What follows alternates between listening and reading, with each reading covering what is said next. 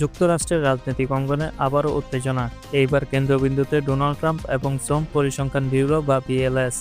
সম্প্রতি new York time এক exclusive report জানিয়েছে, ট্রাম্প প্রশাসন বিএলএস এর একজন শীর্ষ পর্যায়ের কর্মকর্তাকে আকস্মিকভাবে বরখাস্ত করেছে। তথ্য অনুযায়ী এই কর্মকর্তা আসন্ন অর্থনৈতিক রিপোর্টে এমন কিছু তথ্য প্রকাশ করতে যাচ্ছিলেন যা ট্রাম্প নির্বাচনী প্রচারে নেতিবাচক প্রভাব ফেলতে পারত। রিপোর্টে ছিল মুদ্রাস্ফীতি বেড়েছে, চাকরির হার কমেছে এবং মার্কিন অর্থনীতি ধীর গতিতে চলছে।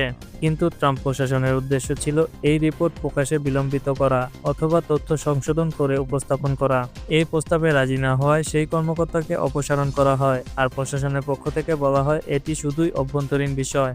তবে বিশ্লেষকদের মতে এটি একটি বড় আঘাত যুক্তরাষ্ট্রের তথ্য স্বাধীনতার উপরে। সাংবাদিক ও তথ্য গবেষণা প্রতিষ্ঠান সিপিজে বলেছে, এই ধরনের হস্তক্ষেপ স্বচ্ছ প্রশাসনের পরিপন্থী। রাষ্ট্র যদি চায় তথ্য নিয়ন্ত্রণ করতে, তবে গণতন্ত্রের ভবিষ্যৎ কোথায়?